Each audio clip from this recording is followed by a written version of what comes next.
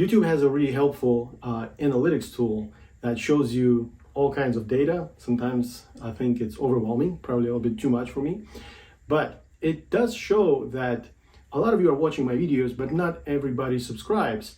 So I don't know, maybe you forgot. I would really appreciate it if you subscribe. Thank you.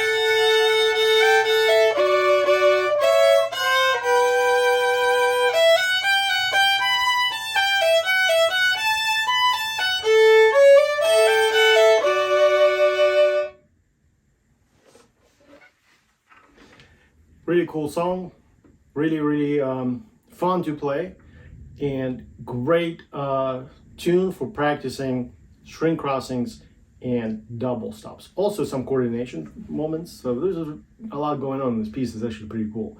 I really like it.